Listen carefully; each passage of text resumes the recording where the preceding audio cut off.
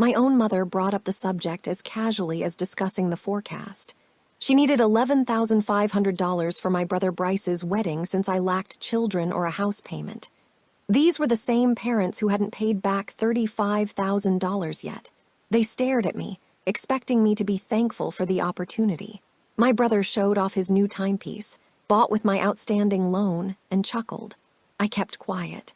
Instead, I gave a small smile, pushed my phone across the table, and started recording. Moments later, a knock startled them. They had no clue who I had summoned or how quickly their scheme was ending. Hi, this is Hot Revenge, the channel with real life and unique stories. First, please hit the like button and share your location. Have you ever been the one supporting your whole family financially? I was raised to think that demonstrating love required personal sacrifice. At 16, I spent weekends working at a cafe on Elm Avenue. I saved my earnings in a chipped jar called the Family Fund. Every Sunday, Mom would stroke my arm and declare, "Hazel, you are a wonderful girl. You know what responsibility is."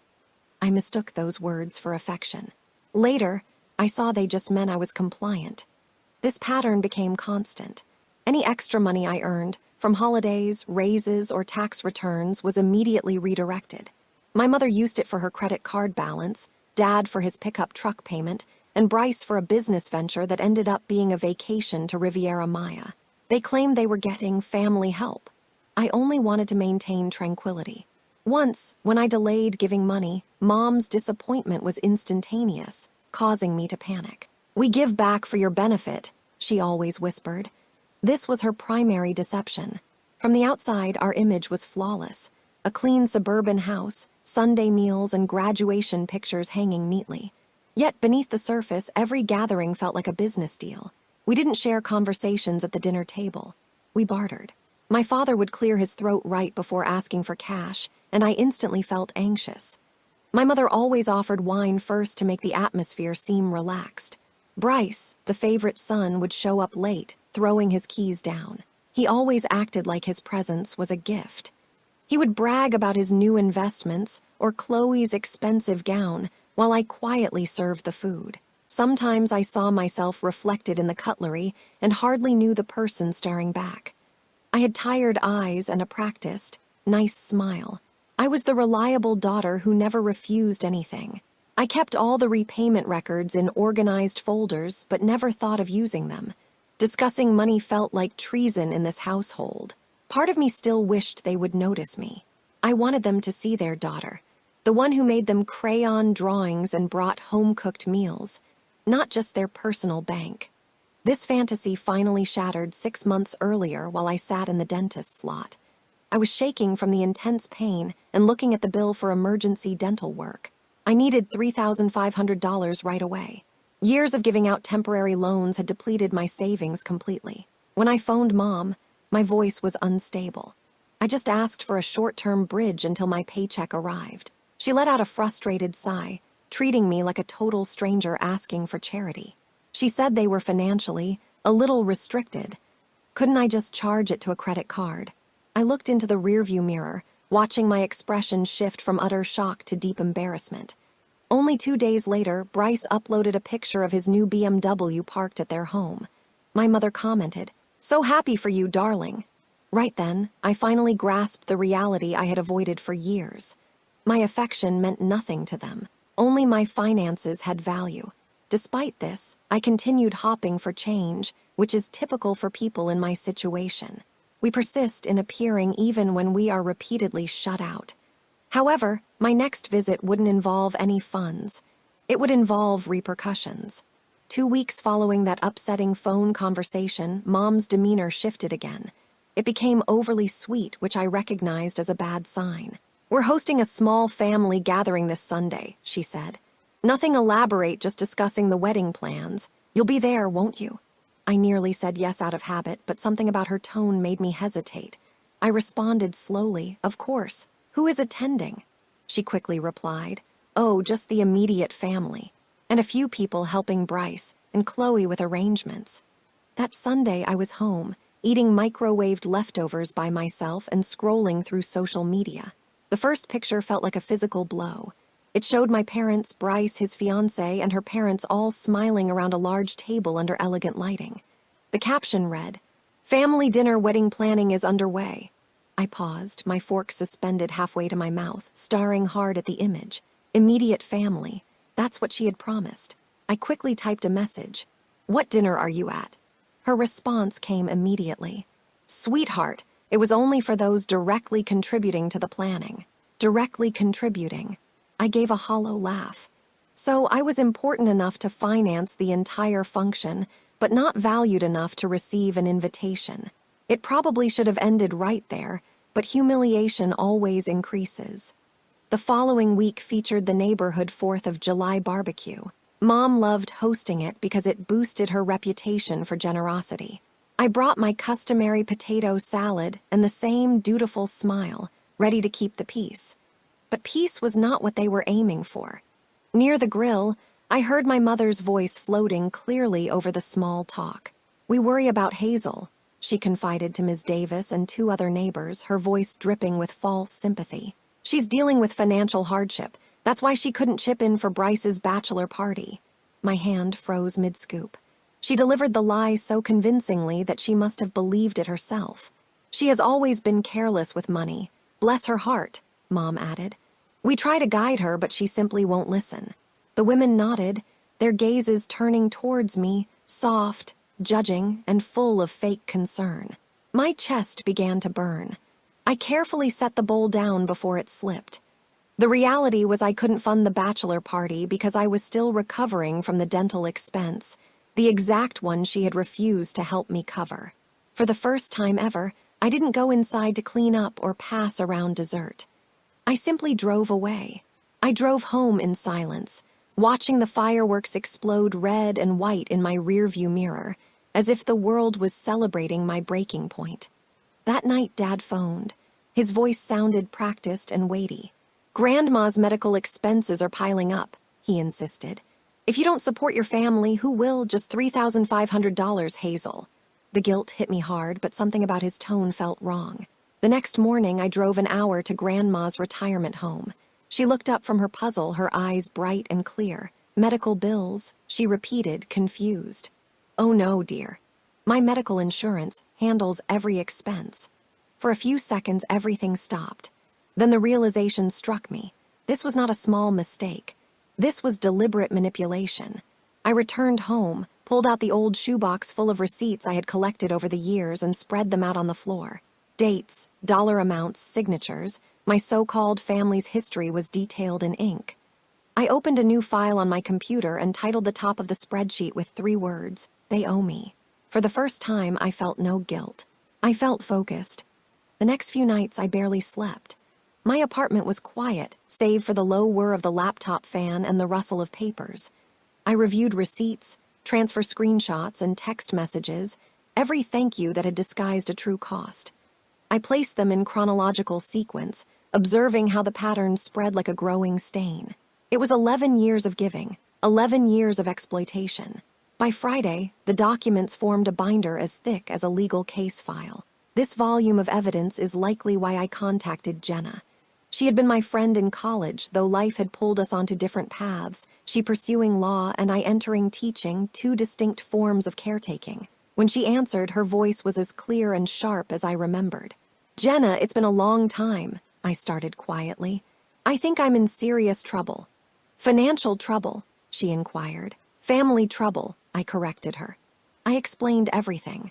The loans, the constant deceit, the invented medical costs. When I finished speaking, my throat ached from the effort. Jenna remained quiet for a considerable time.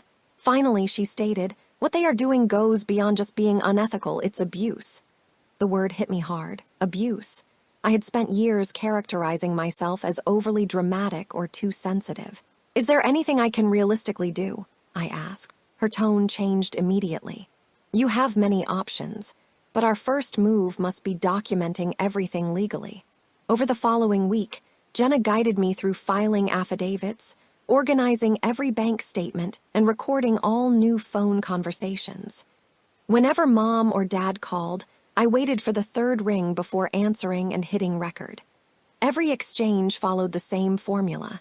Pressure, guilt, and the word family wielded like a weapon. Then came the text message that changed the dynamic from a simple insult to a declaration of war. It was from Mom. Wonderful news. We've allocated $9,000 from you for Bryce's Maui honeymoon. The travel agency requires the payment by Friday. We know teaching isn't lucrative, but family must make sacrifices for family. I stared at the screen, feeling intense heat rise behind my eyes. I showed the text to Jenna the next day in her office. She slowly shook her head. They are pushing harder. They still believe they control you. She quickly typed something on her computer. Let's check your credit report, she mumbled. After a few clicks, she froze completely. Hazel, did you open a credit card 5 years ago with an account number ending in 7439? Absolutely not, I stated right away. Her expression hardened. Your brother did. The report detailed charges from high-end retailers, airline tickets, and missed payments, all registered under my name. My credit score had been steadily dropping for years without my knowledge. My stomach dropped, but Jenna's composure helped stabilize me. This is a case of identity theft, she explained, and I guarantee we can prove it. For the first time, I wasn't scared. I felt a clean, sharp anger that cleared all the fog. That evening, Dad called again. We need to address your recent attitude, he said sternly. Sunday dinner, you must be here. When I ended the call, I didn't hesitate. I forwarded the message to Jenna. Her reply was instant. Perfect timing. Let's host a family meeting they will never be allowed to forget. Sunday arrived, quiet like any other day. Sunlight filled the room. I smelled laundry from next door, but inside I felt calm. No fear remained, just resolve. Jenna arrived precisely on time. She wore a charcoal blazer and carried a black briefcase. You ready? She asked. I simply nodded. I had been ready for 11 years. The drive felt shorter than ever. Each mile lessened my obedience. By the time we turned onto their street, I was changed. I was not the quiet daughter anymore. I was the woman coming to claim what was owed. The house looked perfect. The white porch swing, the hydrangeas, the usual emotional trap. I almost heard Mom's voice. Smile, Hazel, family watches everything. We went up to the porch. I didn't knock. They waited inside like judges. Mom sat in her chair, hands clasped patiently. Dad stood stiffly by the fireplace. Bryce was on the couch, scrolling, wearing my money on his wrist. Mom spoke first. You're late, sweetheart. I brought someone, I said, my tone kind. Dad frowned. This is a family meeting.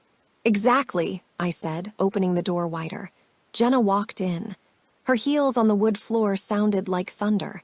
The air instantly tightened. Who is this? Mom's voice snapped. This is Jenna Tran, I replied evenly. My attorney. Silence fell. Mom laughed, a shaky sound. Hazel, what is this? She is here to discuss the $35,000 you owe me, plus interest, I interrupted. And the fraudulent credit card opened under my name. Bryce's phone dropped to the floor. That's crazy, Dad yelled. You are suing family. I am holding them accountable, I countered. There's a difference. Jenna put the briefcase on the coffee table and opened it. She laid out the folders. Loan contracts, texts, bank statements, voice transcripts. These are binding notes signed by Bethany and Robert, she explained. These statements prove the funds left Ms. Monroe's account and went into yours. Also, here is proof of a credit card in her name, used by Mr. Bryce Monroe. Mom grabbed her chest. We didn't mean those notes legally. The court disagrees, Jenna said smoothly. Especially after reviewing the recordings. Recordings, Bryce choked. I looked at his eyes. Every call, every message. You said families help families. I just helped us remember. Dad's face was red. You are ruining this family, Hazel. No, I said quietly. You ruined it when you used me like a bank. The AC hummed in the silence. Jenna pulled out a final folder. As of this morning, a court order has frozen your joint accounts pending investigation. Dad couldn't speak. Mom let out a cry. You froze our money. We can't pay for Bryce's wedding. Jenna stayed professional. Financial abuse is a crime, Mrs. Monroe. Use this to focus on priorities. Bryce jumped up. This is insane, over old paperwork. You did this, I said.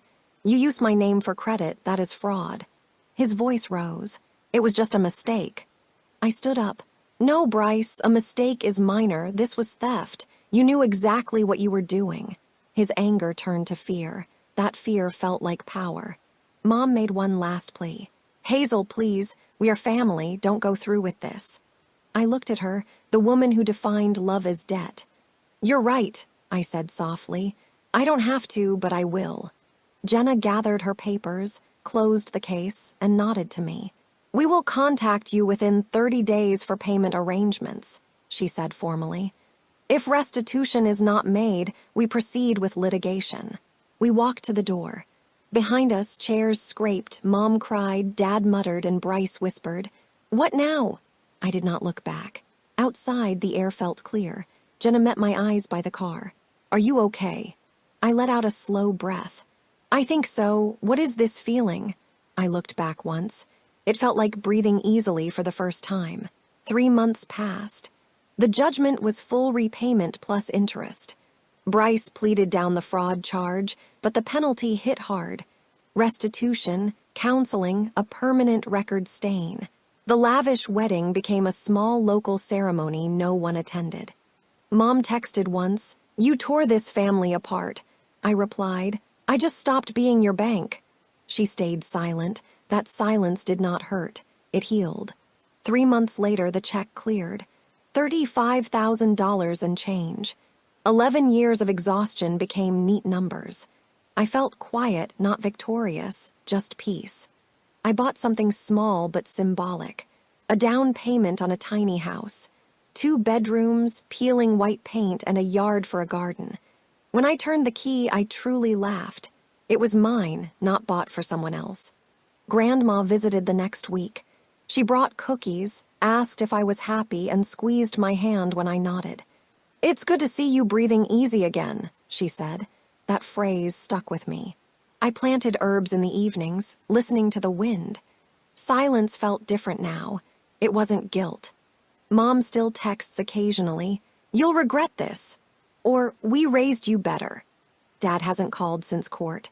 Bryce's photos are gone. I look at old pictures sometimes, the family dinners, the fake smiles, and I barely recognize the girl sitting at the edge, always paying. She looks small. She is not me now. When people talk about family helping family, I smile and think, yes, but real family doesn't ask you to bleed. Freedom doesn't come with noise. It comes quietly when a door closes, and you know you will never open it again.